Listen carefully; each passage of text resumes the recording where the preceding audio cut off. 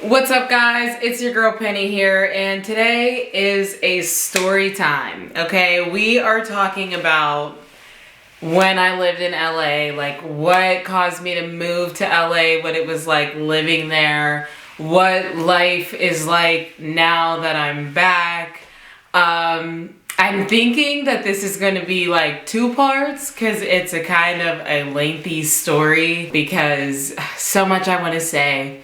So much. So I've like told this story before, kind of.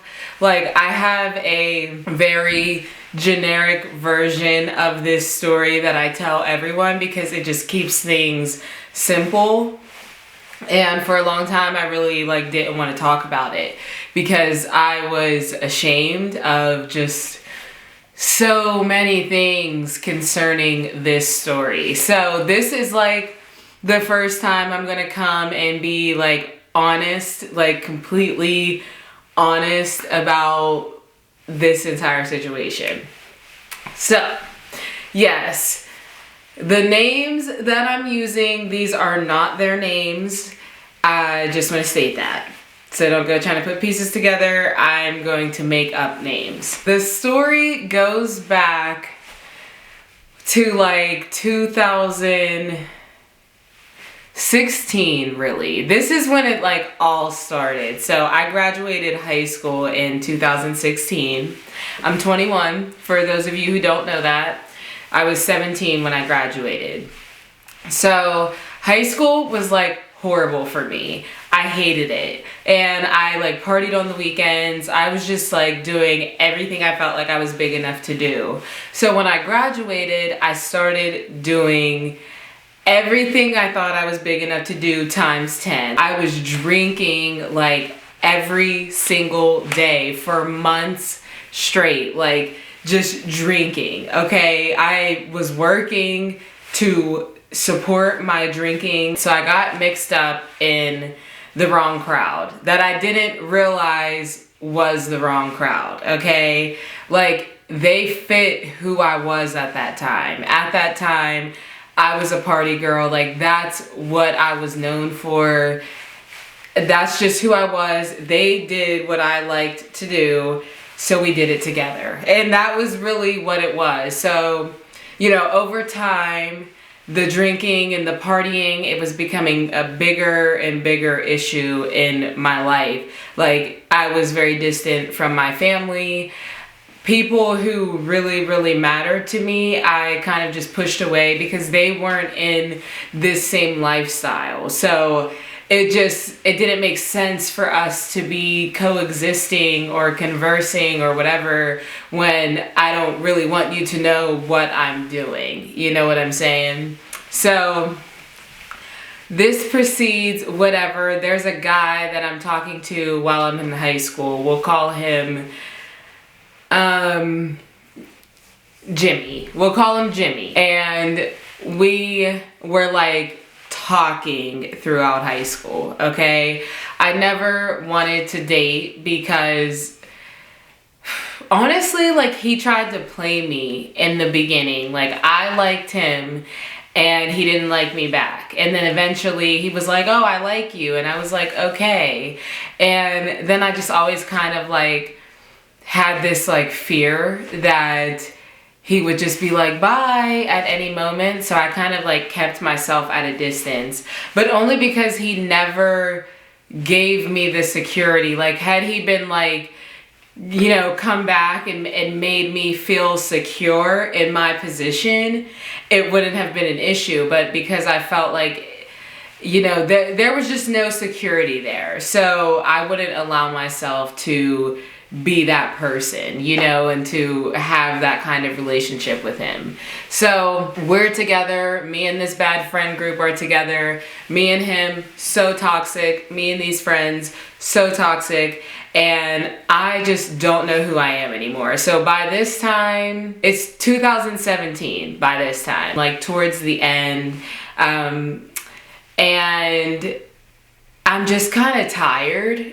And I'm just like, okay, I need to do something different. Like, I'm tired of seeing these same people doing these same things. I'm so much better than this. I really need to just get out, but I didn't know how. So I started praying. I was like, God, help. Okay, your girl is weak down here. I cannot do this by myself. I need you to like remove me from this situation. So then my friend, Heidi, she started to reach out to me. We went to high school together, and she's like, hey, you know, I'm thinking about moving home, blah, blah, blah. And I'm like, no, like, what do you mean? She had moved to LA. And I'm like, no. So then we start talking about me moving there. And I'm like, you know, I'll see. I have like my car. I can't really afford to like move and pay my car payment. And, you know, I have this job and I'm in this like relationship. So it was like a bunch of like nothing that I was making something. And she's like, you know, just like think on it. Like, you don't have to answer right now, whatever. So I start praying like, God, make a way for me to move to LA, like get out of this mess. I feel like if I move, that will really help me like grow up and be mature. So I would just pray about it like all the time for months.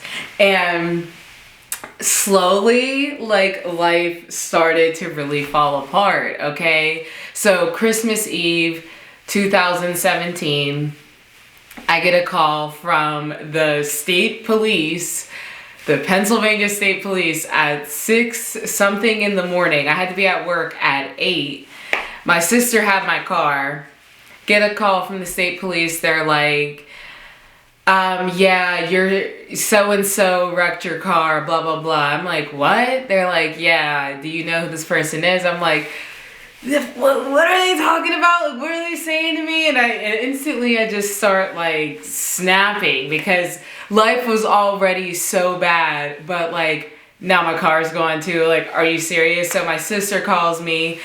I'm like, are you okay? She's like, yeah. And I immediately just start going off. She's like, can you get mommy's car and pick me up? I'm like, nope, gotta go to work. Boom, I just bang on her. I'm like, she really like totaled my car. Are you kidding me? And then I went to go see it and I was like, what happened? Like, what happened? So I was just so upset, and now I don't have a car anymore and I still gotta get to work. So thankfully I had a friend who would take me to work, and my like boyfriend or whatever at the time, he would take me to work.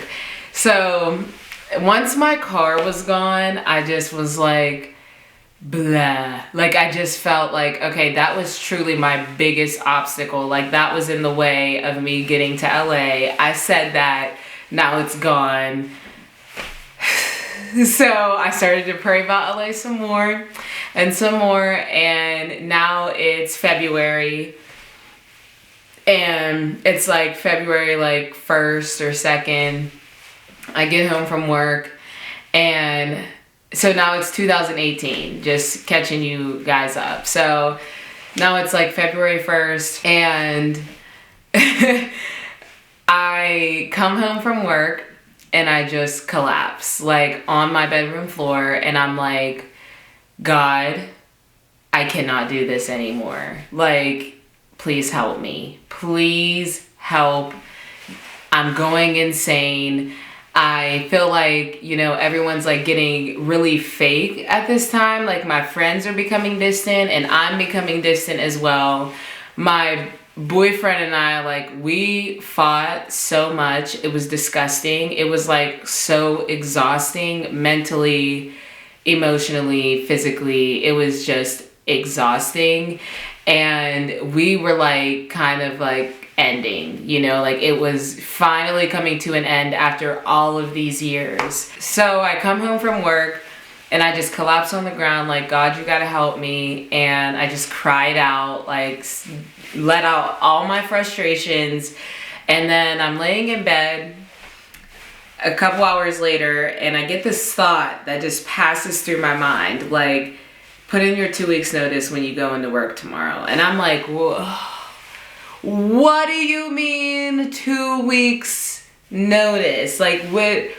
I'm not understanding, like, don't you know that I have, like, built this awesome life for myself, and, like, what am I gonna do? Where am I gonna make this kind of money? Like, what do you mean? And, you know, that was just the end of it. Like, there was no, like, confirmation or anything to be like, yeah, that's what you heard. So the next day, I'm on my way into work.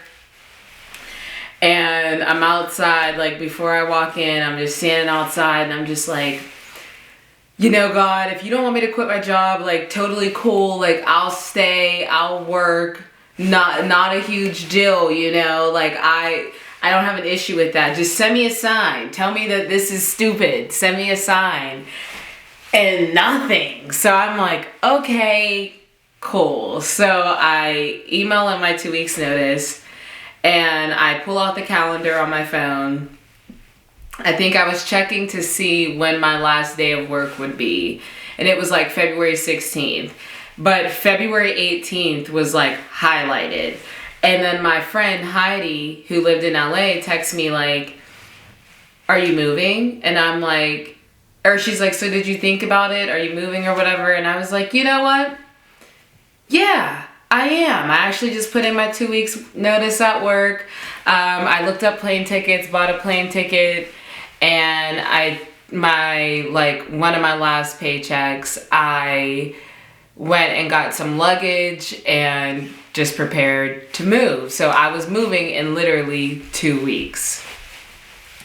Now, during this 2 week period, I really got to see who my friends were, and it was crazy. It was crazy. So, okay. After I decided like I'm moving, I went to my friend's house and my boyfriend Jimmy's house. They were roommates. I went there and there were some other people there. Like, it was like a get together, and I was in the basement with some people. And I'm like, hey, in 2 weeks I'm moving to LA, and they're all kind of like, yeah, sure, like, brush it off. And I'm like, no, I'm serious. So then I start like telling people like I'm moving in 2 weeks, and no one believes me, like no one. So 2 days before I'm supposed to move, it is the Friday before I'm supposed to move, I find out that my boyfriend had been cheating on me. And, you know, the girl was supposed to be our like friend. My best friend knew about it. And I found out through Heidi, who is all the way in LA. And I asked my best friend, like, hey, is this a thing? Are Jimmy and this girl sleeping together? And he's like, oh, not that I know of. Not that I know of. Like, not that it was his responsibility to tell me, but as my friend, it was kind of your responsibility to tell me. You know, like, that was some shady stuff. Like, that's not me, but okay, whatever. Like, anybody else, cool, but you're supposed to be my best friend. Like, we're together every single day, all day long, tell each other everything, I thought, and you keep this from me. Like, okay. So instead of going off like I typically would do, I just was like, okay, it is what it is. And I let it go. I was like, cool, whatever. So it was the next day, the day before I was leaving. I had some of my friends like come and visit me, and I was like, let's go over to Jimmy's house. So we go over there, and Jimmy's there with the girl and my best friend, and they're all just like acting like, you know, I'm not there and I have no reason to be upset. And I'm sitting there with my fist in my pocket, just clenching my fist, biting down on my jaw, like, you know what? I'm moving tomorrow. This is not worth it. And I walked away. Woo! Was I proud of myself? I just walked away. I was like, I'm done. It's over. Whatever. Okay? So next day, some of my friends go out to eat before I head to the airport. And so, you know, I didn't have any money. I hadn't been saving because I didn't think it was actually going to happen. So I didn't have any money and I didn't have a plan. I just knew I had a one-way ticket to Los Angeles and I was going. That was all I knew, period. I didn't tell anybody I didn't have money. I didn't talk about it. Like, literally the day I was moving, my mom comes in to my room and she's like, what are you doing? Because I'm like finishing packing up my suitcase. I'm like, I'm moving. I told you I was moving. And she's like, oh, like, you're serious? I was like, yeah, I'm serious. Like, at this time I was 19. So it's like, what do you mean? So, you know, whatever, get to the airport. I'm sitting in the airport so nervous. I'm like, God, like, my ride left. Like, I'm here. Like, I'm about to get on this plane. One-way ticket. No way home. What am I gonna do? Like, I didn't plan out anything. This is so immature, and I'm just like, I don't know what your plan is for me, God, but like, don't let it be school. Okay? Like, I don't want to go back to school, please, but okay, like, we're doing this. So then, not only that, I forgot earphones and I didn't have any money, so it's not like I could buy any in the airport. So the entire flight, I was earphoneless, just looking out the window like, I'm really moving across the country right now. I'm from Pennsylvania. I don't know if I said that. I'm from Pennsylvania. 19 years old, broke, and moving across the country. Are you kidding me right now? So the agreement with myself and Heidi was that I would pay $500 a month until I got on my feet, and then we would split the rent in half or whatever. So get to LA, Heidi's like, rent is $900 and it's due in 4 days. Like, that was the first time she brought up $900 rent to me. And in 4 days, which now that I think about it, it actually was not due in 4 days because I moved to LA on the 18th. Rent ain't due till the 1st, but whatever, that's old news. Anyways, I'm like, okay, cool. So I am praying like, Lord, you know, I ain't got no money down here. Like, can my taxes hit? Like, my last paycheck, is it coming? You know, let me know, God, like, what's up? So 4 days later, I'm stressing for this 4 days. And then I wake up, 4th day, last paycheck from work hit and my income tax. I said, boy, let's go. Paid my rent, had a little bit of extra money, you know, whatever. So the first month in LA, I didn't leave a whole lot. Like, I was still trying to process what happened with my boyfriend and my friends, and like, the fact that I just moved across the country and somehow managed to pay rent when I came broke. Like, it was like I was in such a state of shock. So I would be online, like, applying for jobs, and no one was really calling at first, and I really wasn't going out being proactive. Like, I made a resume and stuff, but like, I was shocked. Okay, that was the thing. So Heidi didn't really like try to teach me anything about LA. Like, I had visited LA, but she didn't like, she really doesn't live like a city person. So it's like, you know, what could she really teach me? But I had another friend named Nina who also moved to LA after high school. I actually drove her to the airport when she moved to LA. And so I would hang out with her. She lived not too far away. She taught me how to ride the metro.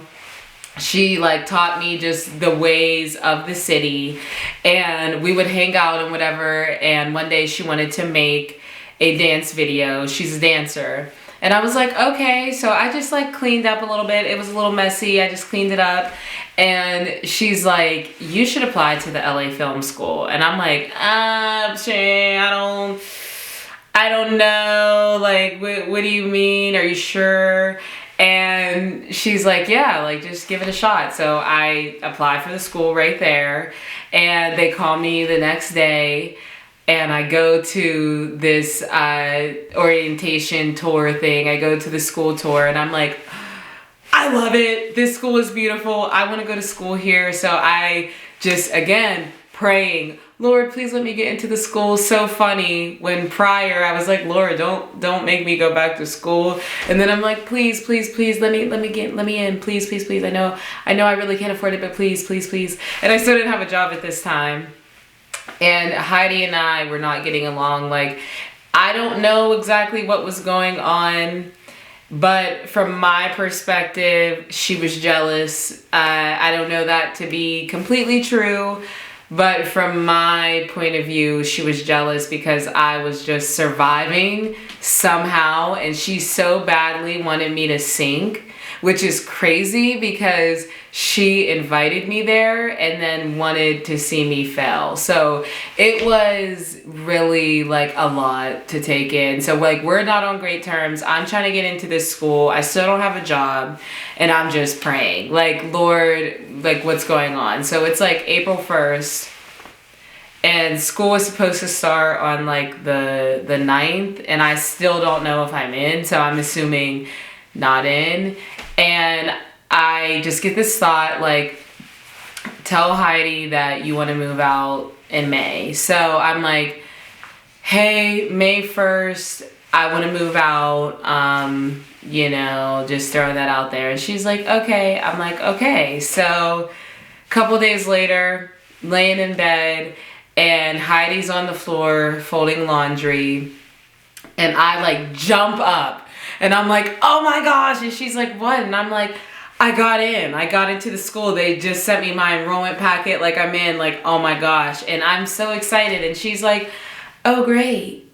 Like, you know, really dry. I'm like, she hating. So I was like, whatever, cool. So moving on, I start school. I have my mom send me school supplies, and that whole shebang is going on. So now I'm in school. I told Heidi, like, hey, I want to move out. And now it's getting ready to be May. Like, as the weeks are going, it's obviously getting ready to be May. And I'm like, okay, I'm searching crazy for a place with no money. Crazy. I'm like, I need a place. I know God will make it work. I've paid rent for 3 months in this place, or February, March, April, yeah. So I paid rent for 3 months in this place with no money. I know that he'll do this. Like, I just know he will. So I'm just trusting in God, looking for places, like getting super close to getting places, and then it just fall through. So I'm like, oh gosh, this is like a never ending battle. So I'm at Starbucks one day. I would go to this Starbucks every day, listen to music, and write out all of my emotions so that I could focus on getting good grades in school and being a better person than I was previously. So that was really my main goal. So I'm at this Starbucks, just, you know, crying really, and my grandma calls me. So my family knows what's going on. They want me to come home. I'm like, absolutely not. So I'm at the Starbucks, my grandma calls me, and she's like, hey, mind you, it is May 7th at this point. So like, Heidi is like, you need to be out. Like, at this point, she's like, you gotta go. She's not saying it, but everything she's doing is saying it. And I was like, dang, thought you were my friend. Like, that was betrayal right there. So anyways, it's like May 7th.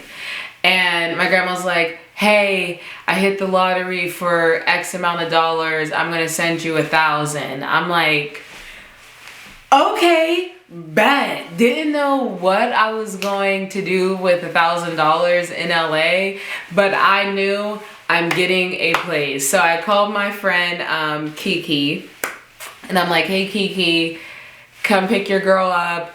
You know, let's hang. Let's just hang. Let's do something. So she comes and gets me, and I get on Snapchat. One of my classmates says that he's really sad, feeling down, blah, blah, blah. And I'm like, okay, like, we're just chilling. Why don't we go chill with him? So I slide up on the Snapchat and I'm like, wanna hang? You know, you said you're super down, we're not doing anything. He's like, yeah. So he lived in Hollywood. We had hung out before. He was the first person I met when I started college.